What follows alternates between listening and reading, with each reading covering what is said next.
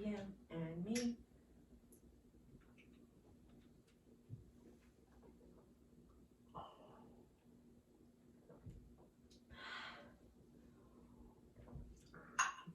I love pickle juice.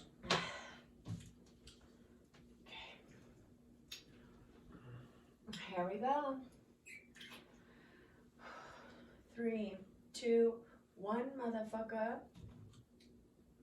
All right, guys, we are back once again. Welcome to another episode of your favorite podcast and ours, Indecent Disclosure.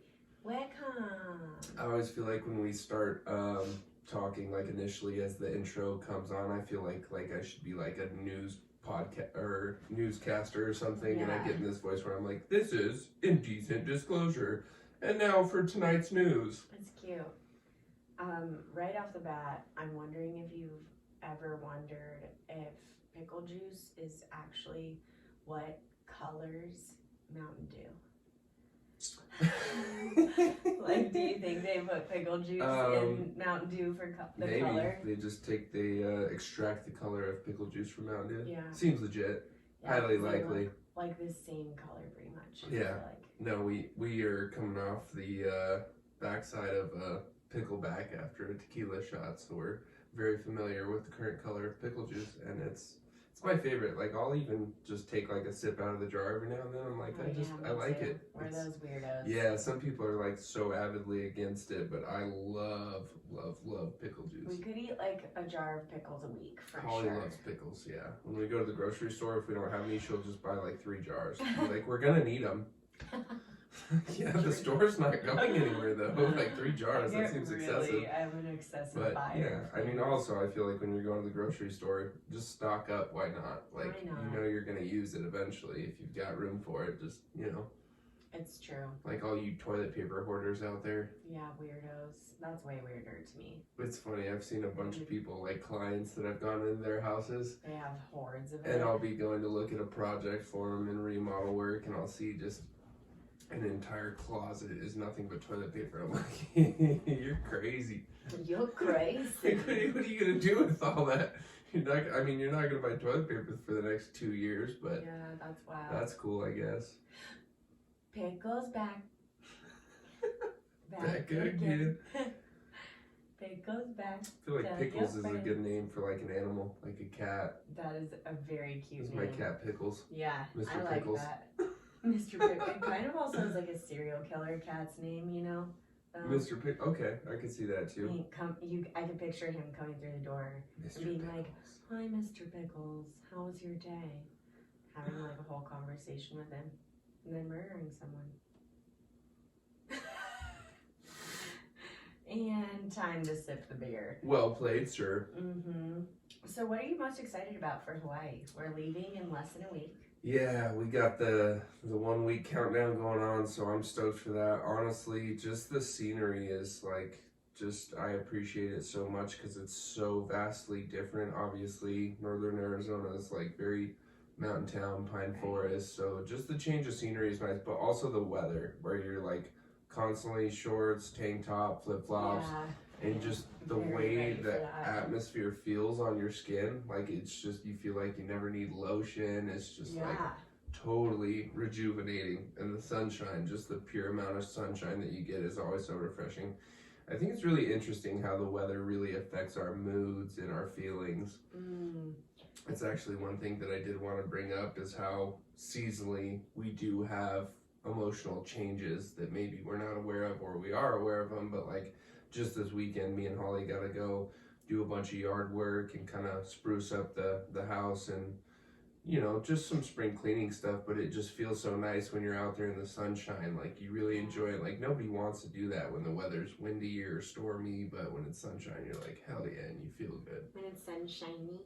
Yeah, I was actually going to bring that up too. That's like one of my gratitudes for this week is that yesterday we got to go do all that yard work. We cleaned out our garage, and also we tore down this fucking monstrosity that was in our backyard that was like, looked like a haunted PlayStation. Like, I don't know, what are PlayStation? Oh, a swing set. That's what it's called.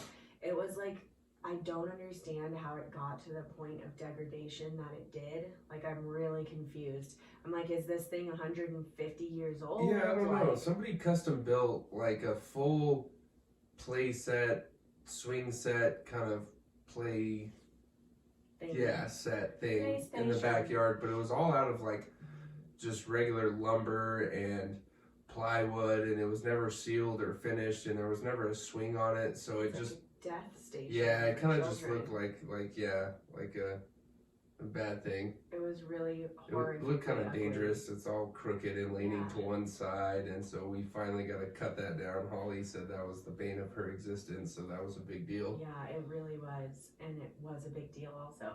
And if you're wondering why I didn't just do it on my own, I thought about it multiple times, but there were these huge bolts all over it, Yeah. and they were completely rusted, so there was no like unscrewing the bolts. We had to take a sawzall and saw through all of them. We just cut everything down. Holly was so happy.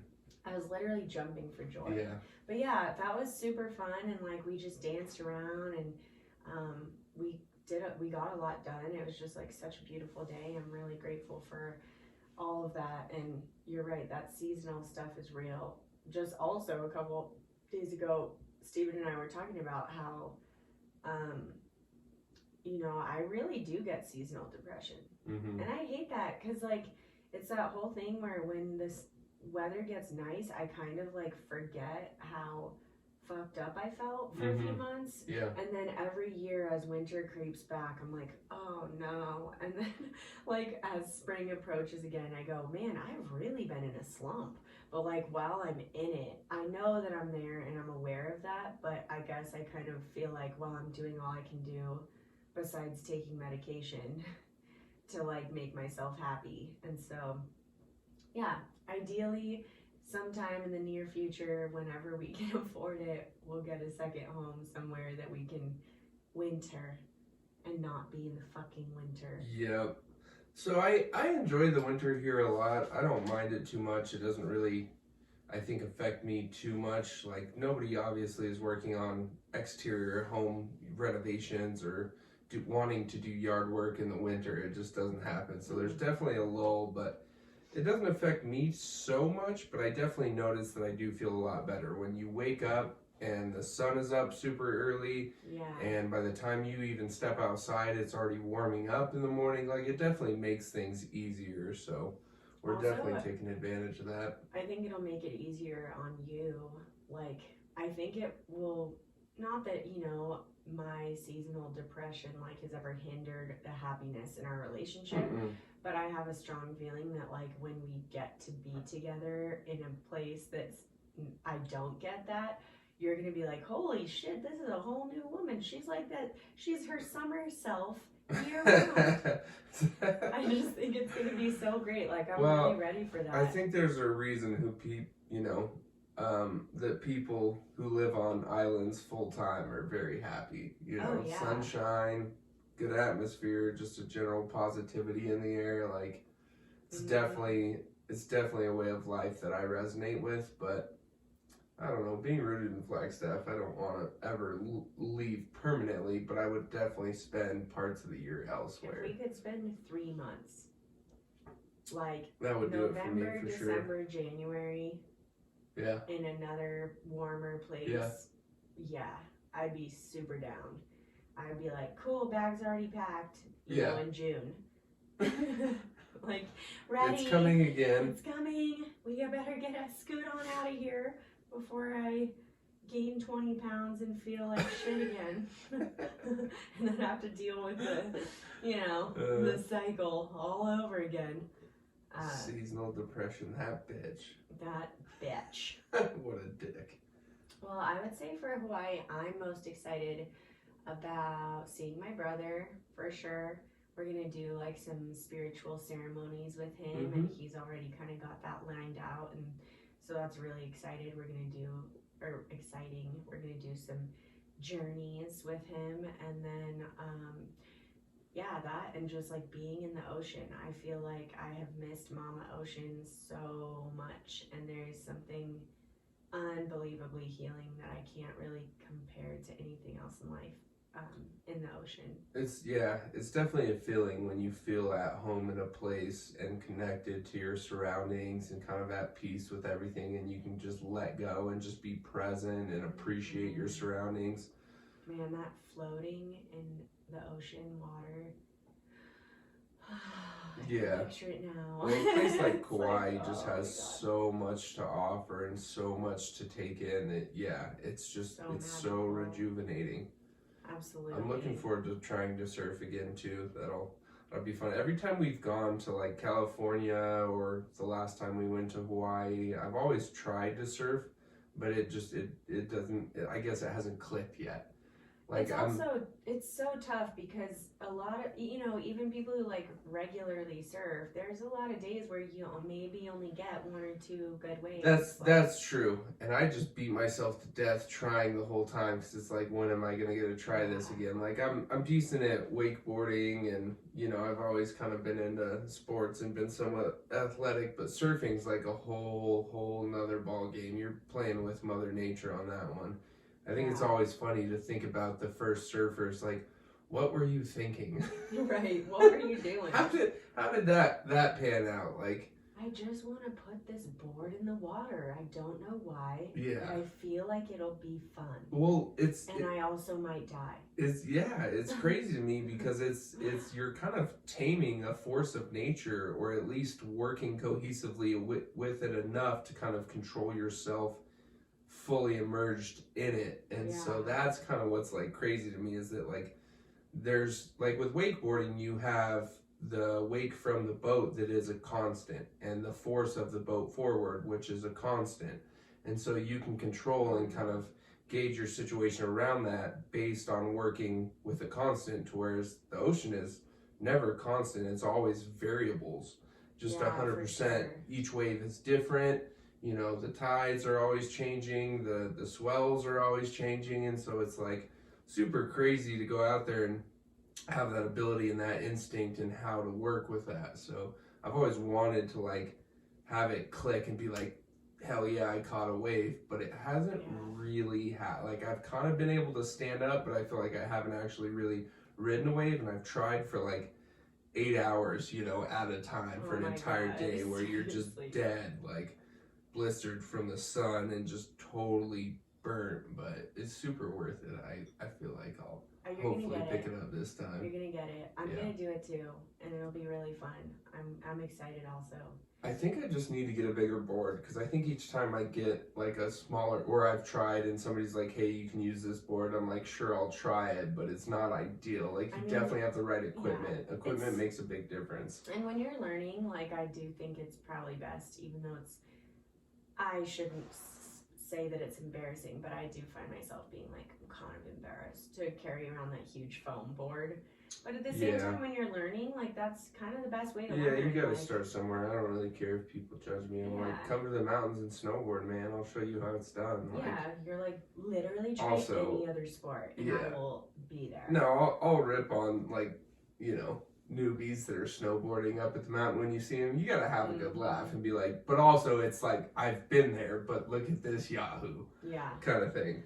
I'd probably be like that at this point. I get it from both sides. I do. Yeah. So, what else you got? Like, do you have any recommendations for this week? We always do our media recs. Media recs? Ooh, look at her with her abreves. Abreves, or your fascinations? So I've got one movie that we really recently watched, and I always think it's funny now that we have Netflix and Hulu and HBO and Disney Plus and all these other streaming services that you can see movies that are 20 years old on. I think it's funny because we hold this kind of notion in our head of like, this movie made me feel this way, because you might not necessarily remember the movie because it's 15, 20 years old now. Right. But we actually recently watched a movie called Mystery Men, and I had somewhat recalled it and kind of what it was about, but you don't know how bad they are until you watch them again. Yeah. And then by the time you're halfway through it, you're like, well, now I'm halfway through it, so I might as well finish it. But not to just totally dog on the movie, but watching it now from like an adult perspective, the movie was just trash. Bad. I mean, and there's a lot, like the roster of actors in that movie huge. is massive. Like really fantastic actors. Yeah. And Yeah, I yeah. think the concept of it was good, but yeah, the movie in itself, we both were like, oh, remember that? Like, had this Yeah. endearing memory of it, and then we're like, this is fucking garbage. Like, Yeah. this is bad. I think as like a 6-year-old, you're like, ha Yeah. ha ha, this is really funny, and you're just an innocent kid laughing really And it was hard. clearly and, meant for children. right, it was, yeah, it was a kid's movie. It's about basically these underdog wannabe superheroes that, you know, go and try and save the day when all hell breaks loose. Low wrongs. Yeah, but it was kind of hard to watch, but also you're curious because I'm always wondering, like, oh yeah, I remember this. How did this go? And what was this like? And then you watch it again and you're like, I should have left that shit in the past. Yeah, right. It's like, so I literally use the phrase, like, I'm so sorry we just wasted those last 3 hours. And Steven's like, I didn't feel like we wasted it. Like, we were just I would have been relaxing. curious seeing it over and over and sure. over again on Netflix, but I do that with like video games too. So I've kept a PlayStation 2 and all my old PlayStation 2 video games for as long as we've had them. You know, I still have it. I think the PlayStation 2. You haven't even fucking turned it on. I have. I played it at the last house. I had it hooked up and set up at the last house. Oh, that was on a PlayStation 2? Yeah. Oh. So I kept it just for the nostalgia factor, and I actually genuinely enjoy some of those games more than I enjoy some modern games. I feel like they just don't make games like they used to, but also there's sometimes when you turn on a console like a PlayStation 2 and the graphics and the loading is like minutes. You're sitting there like, yeah, what is happening? Because we have no frame of reference nowadays for something to load. We just like barely got rid of the N64. Yeah, it just doesn't happen nowadays where you have to wait for something to load, like old computers booting up and stuff, and they used to make that. Right. Yeah. And Dial-up internet. yeah, and so yeah, we're kind of lucky, but I feel like some things should just be left in the past because sometimes I play those video games and I'm like, well, that sucked. Like that was a lot of effort to get this old console hooked up, play the game, and then you're like the graphics, you know, it's just it had its time. Right. Let that shit go. Well, we had like a whole conversation at your parents' house recently about that game Twisted Metal. Yeah. Remember? Yeah. We were like talking about all the characters, the backstories. Like, we're like, we need to bring that game back. But I bet you if we watched it now, all the, like, I remember playing that game as a kid and being like, this is actually like kind of scary. Like I loved it because I was like, this is legit like a horror movie. I remember like, you know, they're in the insane asylum and it's like, they're telling you the stories about the characters. Yeah. They're scratching the walls and being all creepy. And now I bet if we watched it, I'd be like, this is fucking dumb. I think it's just, they're just they're super cheesy when you look back on something like that, where it was intense during its time, but then you look back and you're like, that's a joke. Well, such a joke. What if people say that about us? You know, they probably will in 20 years. If we come up again in 20 years, they're gonna be like, that was good during its time, but now, just listening to people just fucking talk to each other, like stupid. Podcasts aren't a thing. We'll see. Who knows, man? No, there's something like really. I think the beauty of podcasts is that, you know, I mean, I literally listen to thousands of hours of podcasts a year. And I think what's so beautiful about it is you get to use it, you listen to it somewhat mindlessly, but like it's like entertainment while you're cleaning, you know, whatever. I will clean the car, walk the dogs. And so it motivates me if I have something I don't really want to do, to have a podcast I like to be in my ears, like it motivates me to do it because I'm like, okay, well, I'm not just gonna sit. I'm not the type to sit and listen to a podcast necessarily. I'm like doing something. I think most people have an action that they associate with listening to podcasts. Yeah. So I think it's great, and I really want to give a shout out to our friend Kiona, who has been such a wonderful provider of feedback for us on this podcast. Yeah, we definitely appreciate that. Yeah, and like a bunch of you guys have been so wonderful at just like telling us this is what I really like about the podcast, and that means a lot to us. Like recently people have been tagging each other in our photos on Instagram saying these are who I was telling you about, this is who I want you to listen to, or I've had people text me and say, how do I share the link? Like, we're just really grateful for you guys. But it is ironic that, you know, just talking to each other can actually like spark people's interest. But it's also great. Like, I think there's something so beautiful about that, such a simple sharing that feels really homey and good. I think the authentic kind of just creation of just in the moment inspiration and what comes about is really exciting to see, because there's times where we'll have no idea where the episode's going to go and we're like, damn, that's a banger, like we really dropped honest truth and like good insight. And so yeah, it's definitely a good creative outlet for us. We definitely I'm holding up all these papers right now. Like, we have like a stack of papers on the table between us when we're sitting here, because before every episode, as we've said before, we like write down these, we have like topics, right, that we have kind of an homework. we have an outline, and we're like, did you do your homework? And so we have to kind of write everything down of like, this is what we want to talk about. And a lot of days we don't even get there. We get maybe to one topic. Yeah, that's what's funny is you're like, we need something to talk about. What are we going to talk about? And then you start on one point and it just goes totally in a different direction, or it's a whole different conversation, or it evolves into something else, which is nice, because then, you know, you realize you're like, oh shit, we actually do have plenty to talk about. I mean, we always do.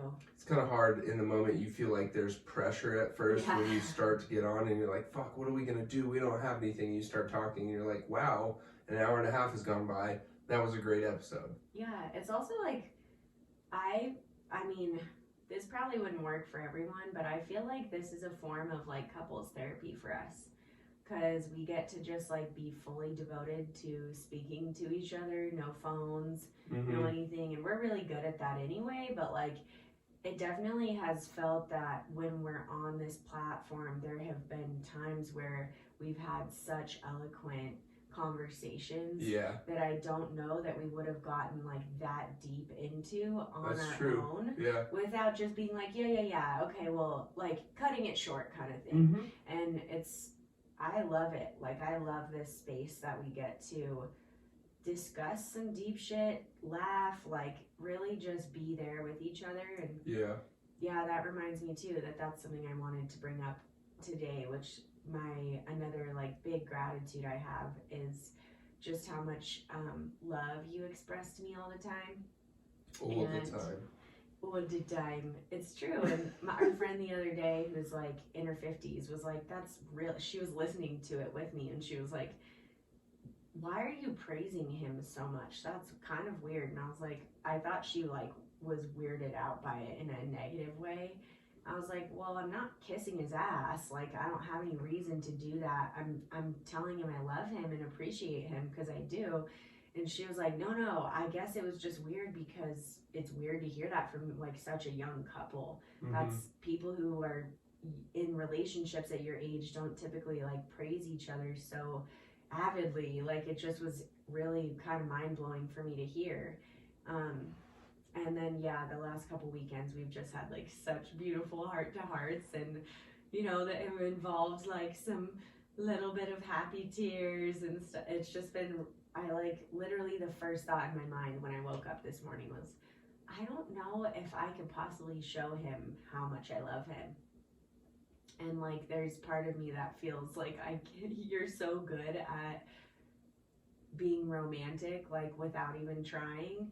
And I'm like, man, can I match up to that? Because holy shit, you're like, what? I just feel like you're so dreamy. So I'm flattered.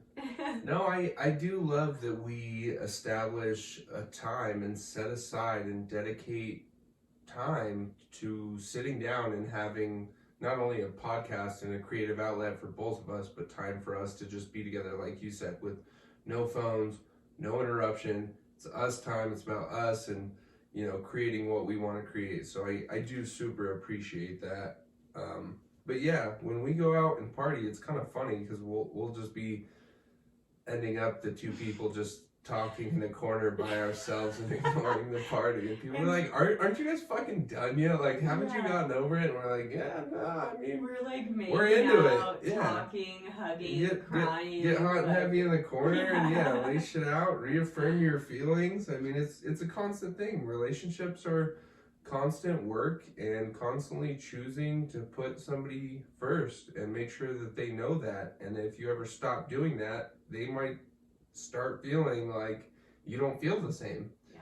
And then things can falter, but we make it very apparent and obvious to each other, and that comes across to everybody else too, that we put each other first constantly. Yeah. And that's, I think that's why we're doing so well, is because we maintain that and have maintained that. I think that's one of our big strengths, is that we're just constantly so into each other, but make sure to tell each other why we're so into the other person. Gosh, it really is such a blessing, and like, sorry if you're listening to this going, blah. Sappy. Yeah, sappy I fucks. mean, and I don't know, I think it's also sad to me in a lot of ways how people are skeptical of the realistic nature of how much we're in love, and ask me all the time, like, are you guys really that happy though? I'm like, yeah, we actually are. Like, we are very best friends. We every day, at least once a day, we say, you're my best friend. Like, we just laugh so much. We are so fucking in love.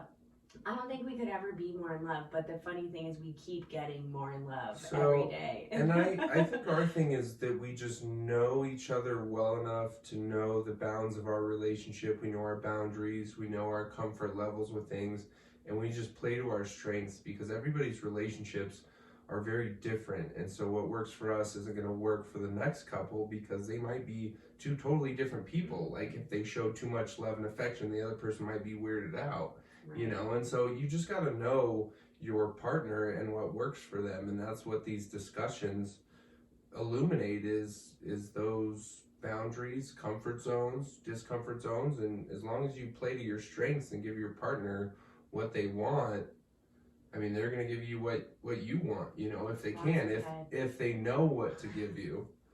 Insert lots of head. Yeah, everybody loves head.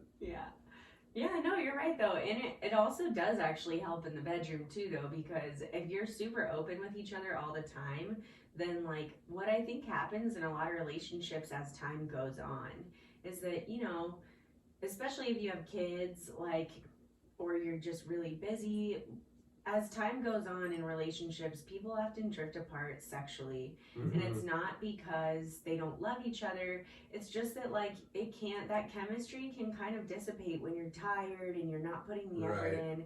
But, like, and then what can tend to happen is that someone has these fantasies that, like, they're not being fulfilled. So they start trying to act out on those fantasies and start find cheating, another way to fulfill them, and sometimes that leads to or maybe not even cheating, but like watching more porn than is ideal, mm-hmm. or starting to feel guilty about these fantasies and, mm-hmm. and stuff. But if you're super open with your partner, then when those things arise, you can just straight up tell them without being ashamed at all.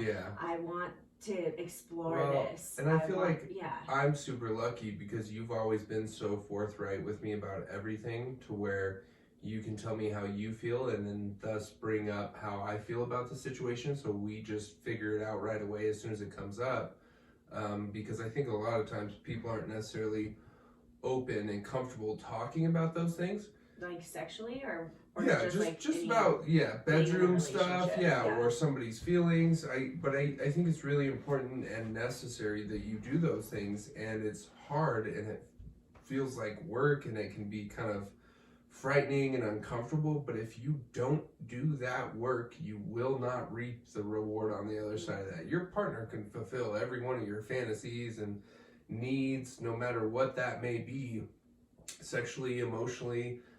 But if they don't know what you need, they're going through this completely blind, and so how can they possibly make you happy if they don't even know where to begin? Right, that's huge. So navigating that without having it obvious to them is damn near impossible. So I think relationships are work. I think it's effort on two sides, and that effort has to be equal. But if you don't want to make the choice to be with somebody every day, then like, why bother?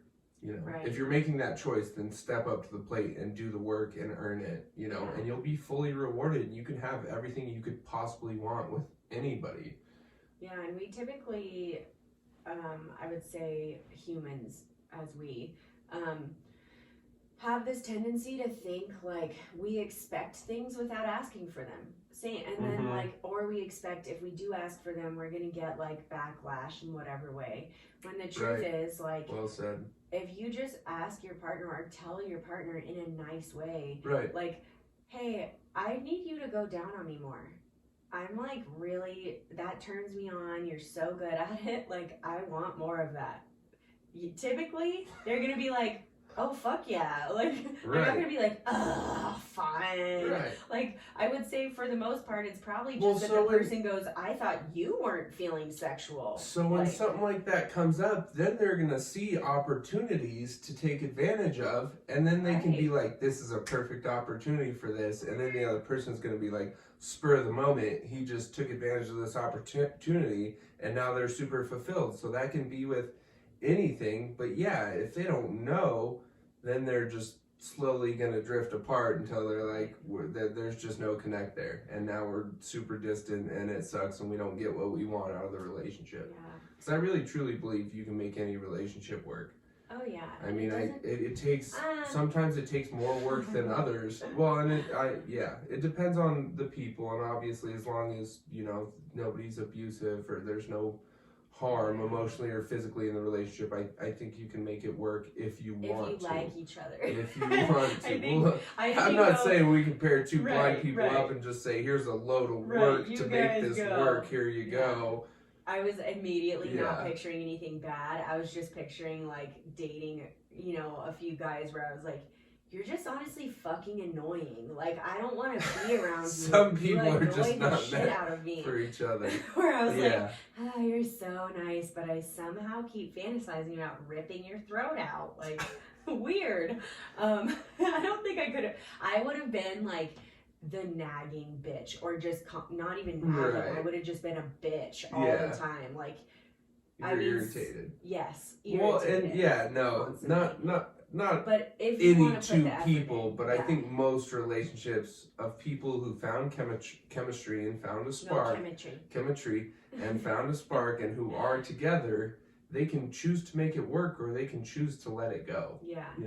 Absolutely. And it's hard either way. It really is. Like, letting go of a relationship and moving on is devastating. Like, it turns your whole life upside down. It's not easy to walk away, but it can be just as much work either way. But if you want the reward, you got to do the work. Right. Especially at these, I think like it is poignant coming up at our 5-year anniversary, and then I'm sure this stuff will it seems to circulate around like those big mile markers, the 5, 10, 15, 20 year marks, like.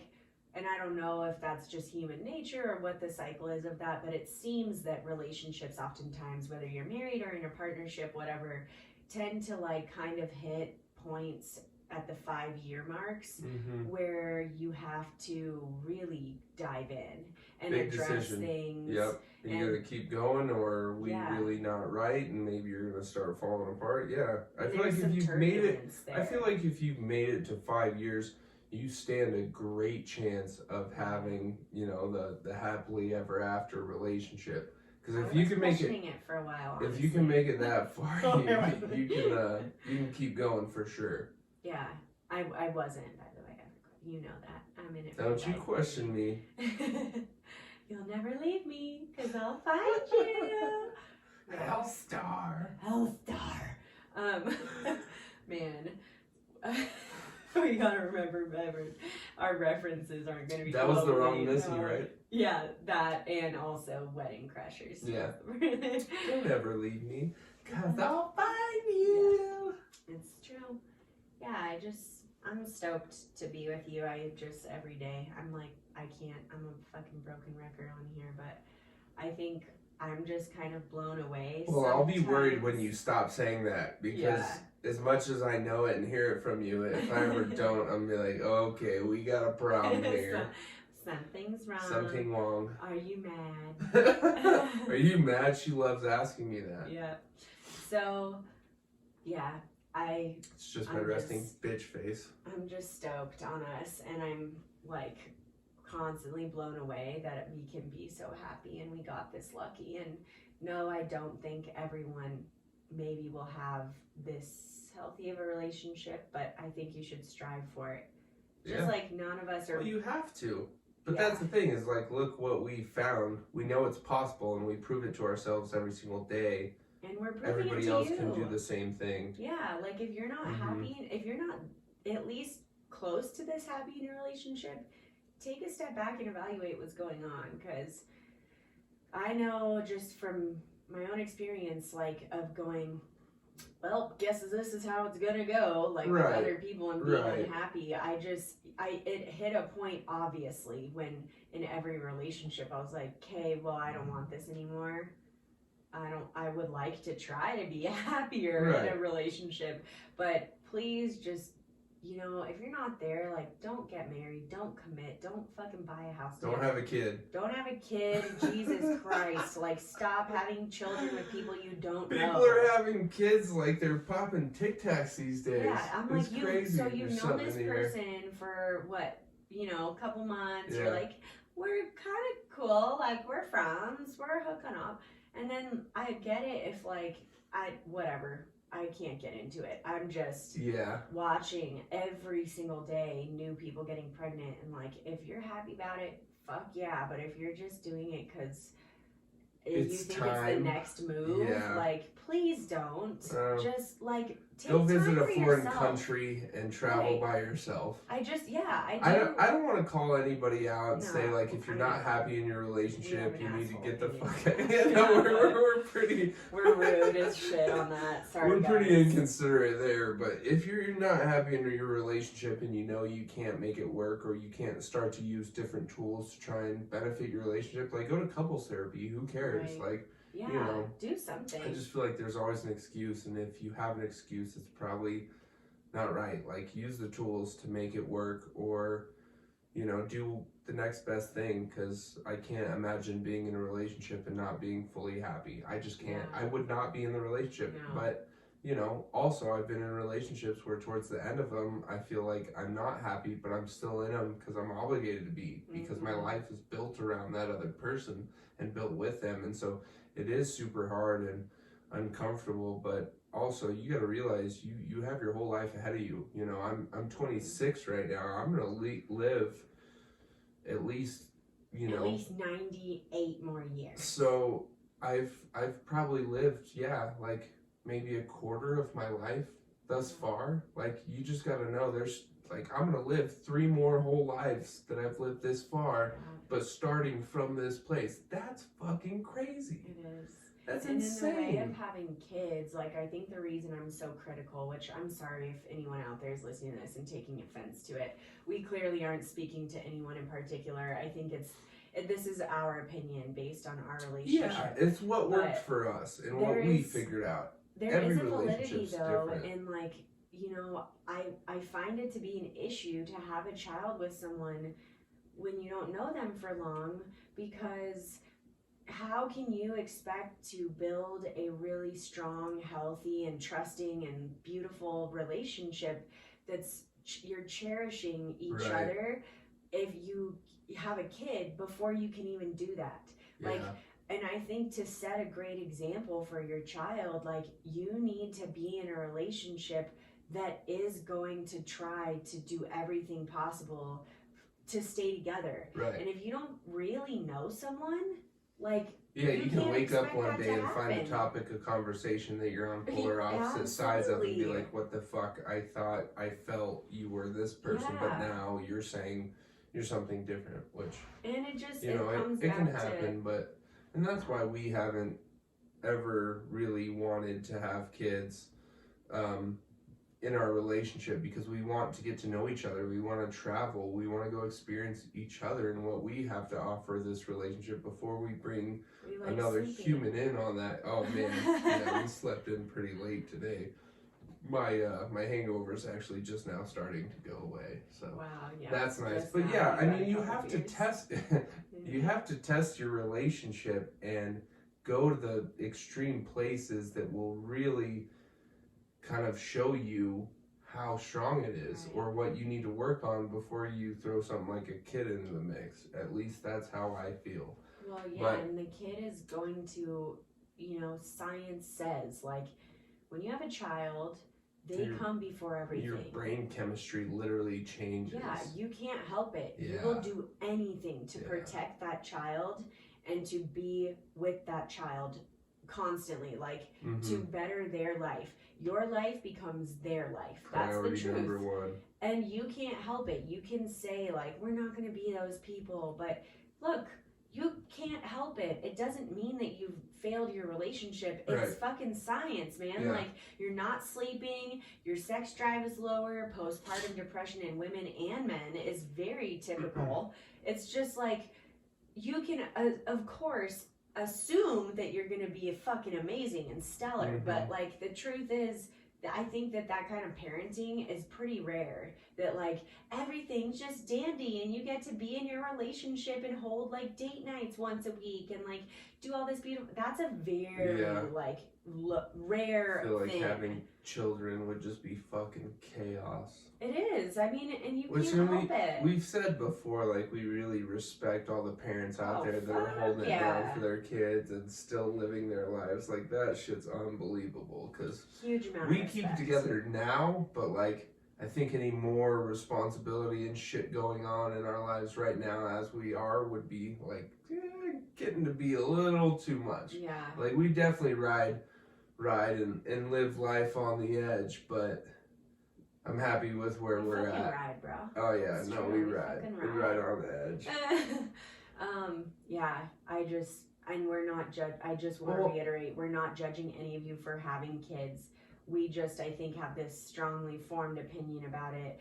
Actually, babe, we've had a lot of talks about it. I heard that so many talks, you guys. We have exhausted this point, like, or like all. It hasn't been a point. It's actually just really been like talking about the pros and cons, all the things. Like, but it's been like a really deep conversation recently because. I think when we met 5 years ago, I told Steven, like, I'm in a place where in 5 years, I want this to be, I want to have children. And that's what's nice is we had that conversation very early on in the relationship. So I, knew where we were going. I knew what you were expecting out of this relationship. And I knew that and I was okay with that. And I still wanted to move forward.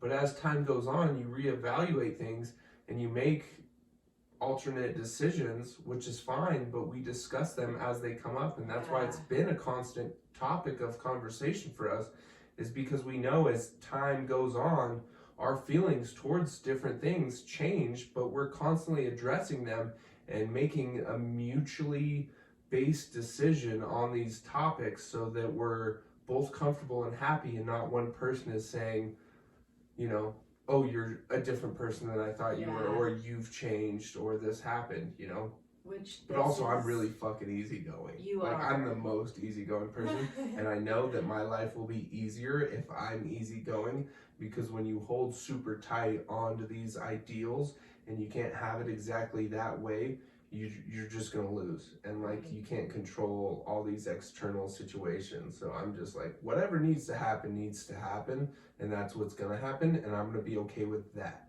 I don't need to have it set in my mind to be this one thing has to happen this one way or the other. Like, I'll take whatever comes to me. I'm open to it. Like, yeah, that's a huge source of what I was speaking on earlier too about my gratitude for your support and expression of love, because that has just recently, like with these kid talks and stuff, and I don't necessarily want to involve the whole world on the details of certain things, right? Like, we have to hold certain parts of our relationship dear to us, but mind your damn business.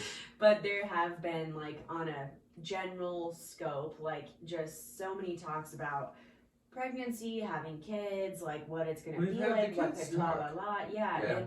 and I just feel so incredibly like I can take a deep breath because Steven has been so just supportive, like not even like supportive in with conditions, like unconditionally supportive of like, hey, no matter the scenario, and I'm talking, we're like talking about what about this scenario, this one, every single one, he's like, I'm here for you I'm and into I it. love you and I'm there 100%. Yeah. And I feel this, like I can feel his heart beating in my chest when he says that, because it's like, God, we are so connected here and it's so Yeah. important. Like it makes me tear up just thinking about it, because to have someone who is that supportive, like I feel like even if you're in a really healthy relationship, it's often just like a very divisive topic. Yeah. And I just truthfully am not ready to let go of my time with my partner. I don't want to give that up to a child. And so Yeah, we're Yeah. just not ready with that, you know. I just love you. And I Yeah, love that exactly. All to yourself. She Yeah. just wants me all to herself. It's true. I love you so much. So- and we have so much fun together. Like, Yeah, And and I don't want to give that up either, and I do want to have kids, and I think it will be great when that yeah. happens and that time for us comes. But a couple things. I think it's really funny when you watch TV shows and like a couple is so divided on a single topic, and you're like, you're just acting out of ego and you're being ridiculous and you're not meeting the other person in the middle at all. You're just being so aggressive towards your stance and feelings that you're not understanding their position. And so I always try and understand where you're coming from on these topics and just see things from your side, because it's just as much valid as my side is. The other thing that reminds me of, there was an art installation at Burning Man one year that had two full-grown adults sitting back to back, like Full-grown adults. I don't know why that Well, terminology was funny. to me. well, it'll make sense in a second. Okay. Because they're sitting down back to back, and you can tell that they're kind of opposing each other. It's very obvious, but also this is like a 20 tall foot structure. It's enormous, but inside it was a transparent, I guess, frame that framed out. It was like a metal sculpture of these two adults that are sitting back to back, and inside it's a see-through frame are two children that are, you know, inside the adults but facing each other, and they have their hand up at each other, if that makes sense. Yeah. So it was kind of interesting. That really reminds Yeah, me of when two people absolutely. oppose each other. It's like their inner child is fighting for the win, but the ego is kind of got them opposing, and these external forces have them beautiful. opposing, you know, what could be a win, and two innocent, you know, loving kind of children or babies meeting in the middle, but their ego and their adulthood has jaded them into fighting for a lost cause just If because that they ain't think the truth. they have to have this inflated ego and they can't let things go and they can't meet in the middle. Like I have no defenses with you. I never have to put my guard up. I'm never coming from a certain angle. I'm not trying to play certain cards. It's like I got everything out on the table. Like, let's just make it work, because I don't need to fight. You know, I need no resistance in my life. When I come home, I want to be happy. I want to be healthy in my relationship. I want to be fulfilled. Like, otherwise, fuck, you go to work all fucking day long, all week long, and then you come home and you're unhappy there too. Fuck that. Right. Fuck that. Well, and what a gem you are too, though, because, you know, the amount of compassion that you have without having been in a relationship where a pregnancy or a child occurred, Yeah. the amount of compassion you have is really beautiful to me, because you understand that I am afraid of pregnancy. I'm afraid of like birthing children. I have kind of, and I don't want to call it an irrational fear. I think it's very rational. I think most women have that fear. But think it's I'm very honestly legitimate. very surprised at how many women are like, yeah, I'm kind of scared, but like it'll be fine. And then I think the thing is I have watched so many friends and family members, you know, get pregnant and give birth, and they do fucking awesome. They're great. But I also see the truth, which is that shit is hard. No one, it is very terribly sad to me that societally we see pregnancy and birth as just this glowing, beautiful thing, when really it's like, I'm in extreme pain, my fucking back hurts, my feet hurt, I'm cramping all day. And if you don't have somebody supportive there for you, it's all the more difficult. And a lot of times you can't have sex for a fucking year. Like, it strains your relationship. There are just a lot of very uncomfortable and ugly aspects to pregnancy and birth that are not talked about, because the truth is, men don't want to deal with knowing that. For the most part. They don't want to hear about it. Right. They don't want to hear about it. They're like, well, whatever, psh, you know, and for women, we've just gotten so good at saying, well, yeah, men are fucking pussies and can't handle shit, so let's dull things down for them. And that's the truth of it. Like, I think so. Men are like, stop complaining about this or that, and it's like, oh, please, you get a fucking cold and you're like being crying. The difficult one. Yeah, I'm like, come on. So I just feel this amount of compassion from you is rare and very valued by me, because you very clearly have stated to me, I don't know what it's like to get pregnant, and I don't want to know. Like, I don't want to have to experience that. And the fact that you have to deal with that, like, you have the end all be all, like, say in that, how this is going to go down, because fuck, like, that's a lot to carry another human in your body and deal with all the changes. I would never ask you to do anything that I couldn't do myself. Right. And I think another big part of it, so imagine, you know, women go through this oftentimes very painful, sickening pregnancy for 9 months. You can't fucking drink, you can't smoke weed, you can't do these things you like to do. You can't get in a fucking jacuzzi. You can't eat sushi. I mean, all kinds of rules, right?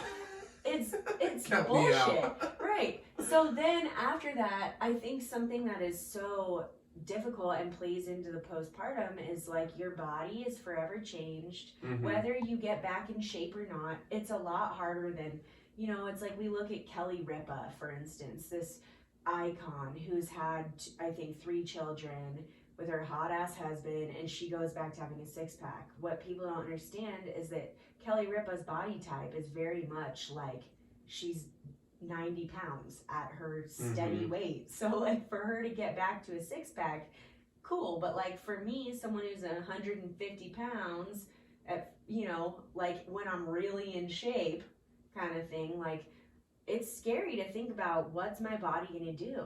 Am I gonna gain 30 pounds and stay there forever? Am I gonna get stretch marks? Am I gonna be flabby? Like, and then so after our husband or partner hasn't had sex with us for a year because of medical reasons, whatever, the first time you're supposed to be sexual around them, you feel horrible about yourself. You have skin everywhere. You feel fat. Like, that's fucking rough. Imagine trying to be in those. I picture all these gorgeous, amazing women going through that, whose husbands or partners don't support them, or they complain or cheat on them, and I'm like, you could not be a bigger piece of shit.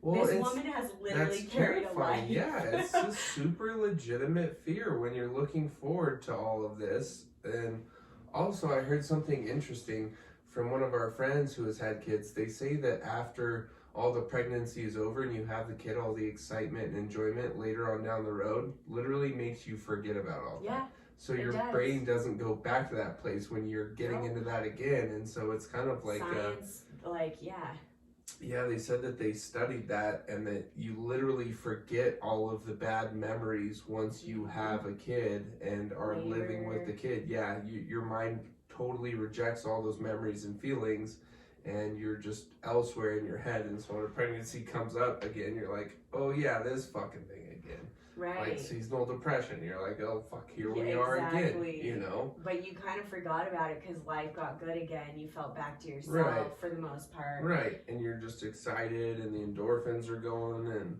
Mm-hmm. so yeah, no, all very interesting things. All things definitely to Super. consider. But I think most men probably just don't hear the reality of your female side of the story. And so that's why I just maintain my position of open with whatever you feel, because like I said, if I can't do something myself, I'm not going to ask you to do it. Or if I wouldn't ask you to do something that I wouldn't do. That's huge. And I know that sounded like I was ragging on men a bit, which I was. I'm not going to take it back. Yeah, no, they but gotta it's fucking clearly know. not about you. Like, you, that's my point, is you are not most men. You are 1 in a fucking billion. I just feel that, yeah, watching the way, pregnancy shift and having children, like, shifts people's lives. Yeah. It's incredibly gorgeous. I'd rather jump on a plane and go to Hawaii though. Yeah, Like right you now. said, Yeah.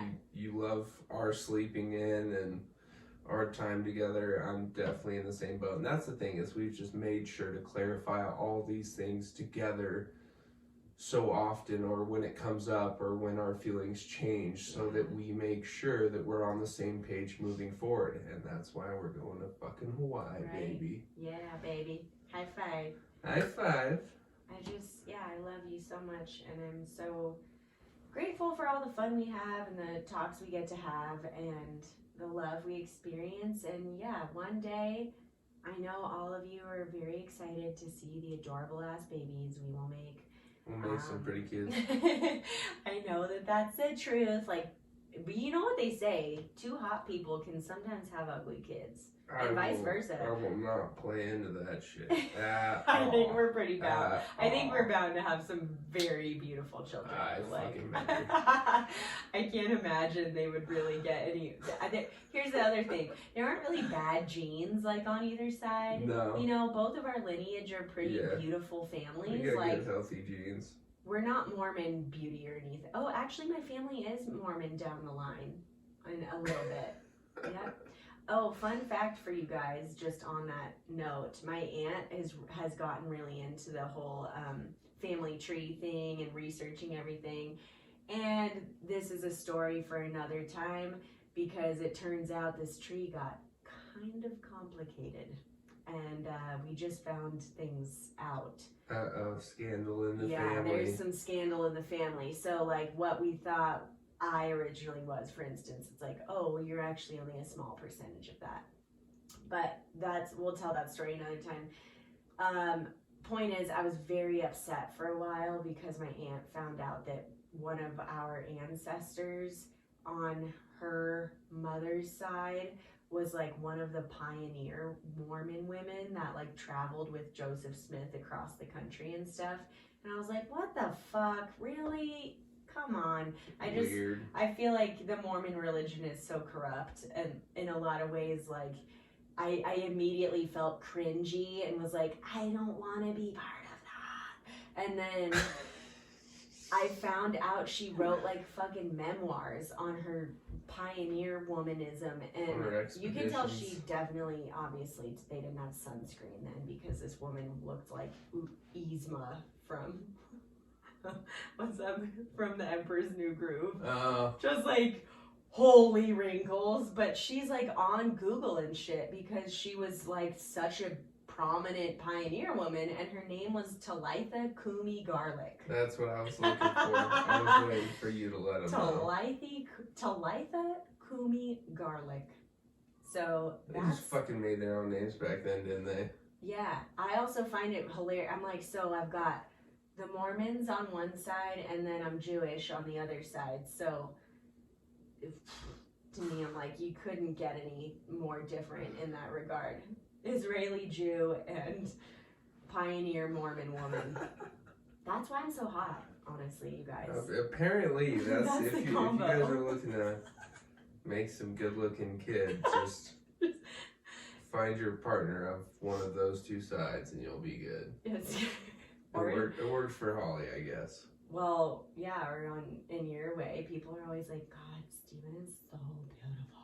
Which you really are. It's pretty epic how you're like, I feel like if you were to happen to be discovered in like the movie industry, you would be cast. You They'd mean be like, if I was like talented at like acting? No, or they'd be singing like, or look, anything? it doesn't matter that you can't act. Like, we're gonna get you with a trainer, we're gonna get you a 6-pack, and then you just have to kind of stand there and like we'll insert the acting. You know, like it'd be one of That those could things work. where they'd be like, just read. They'd hold up cue cards and be like, read these lines and look over here while you're I might be doing it. decent at like a couple short one-liners, but it's really impressive how actors can remember so many lines. Yeah, I think I'd be way better at like if I were able don't to think like I'd be good at improvise that. a little bit.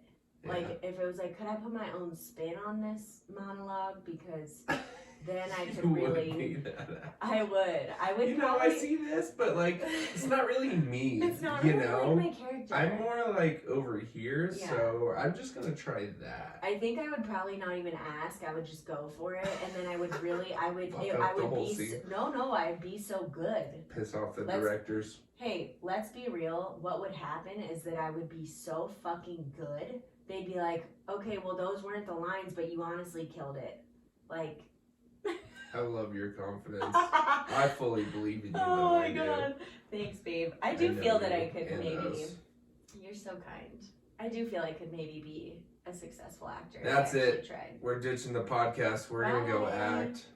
I just will. I don't want to be judged. I don't want people looking at my headshot or at me and going, "Your chin's too pointy. You have a double chin when you smile or turn this way. Yeah. You have belly fat. You have cellulite." Like if I So I had to feel like hear that all day, I'd be like, That's really hard for when you're actually getting into those types of careers, is Yeah. not being well enough rounded for who you are in reality. But once you're there, like if you've made it, I don't fucking care who judges me.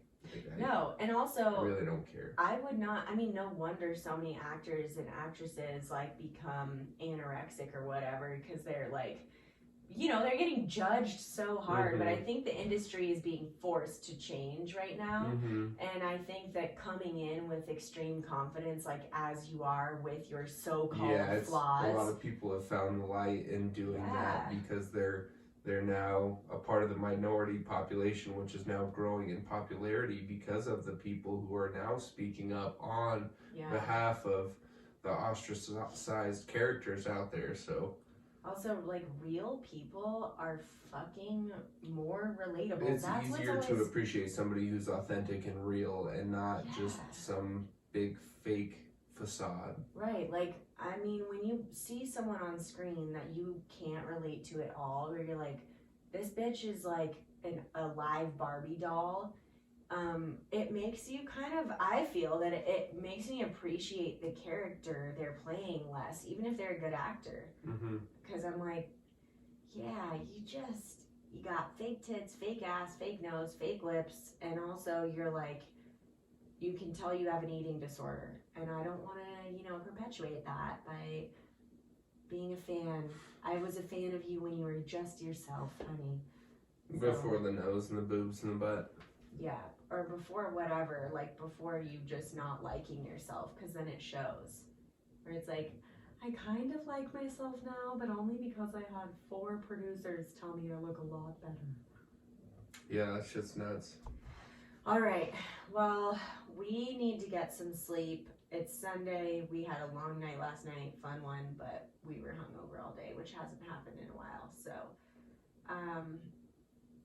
pretty much, we love you guys. Thank you for listening to the ramblings. Once again, it's been great, and we hope you enjoyed it. And if you didn't, well, listen in next week. It'll get better, maybe. Maybe. No promises made here. It's a hard maybe. It's absolutely definitely not maybe. Yeah, don't call us if you're not a fan, okay? No, I don't say anything that you can quote me on, so I'm 100% not accountable for any of your feelings or That judgments. they can quote you on? Like it's all off the record, you mean? No, you can Or quote what? me on it, but it's nothing that is any sort of one position or another that could be held his Oh, and meanwhile I'm over here like, defendant position. let me tell you something, honey. This bitch. Don't stomp your last season Prada shoes at me, honey. Yeah. Yeah, I know that I'm the instigatory one. Sure. Instigative. Nope. That's not. Instigator. Whoa, that was almost like. All right. Anyway. We're done here. We're starting to really lose our minds. So we're over it. We're out. Go subscribe. Go tell your friends. Go give us a 5-star review. Please, please, please, and thank you. We love you. Adios. Ciao. Buon noche.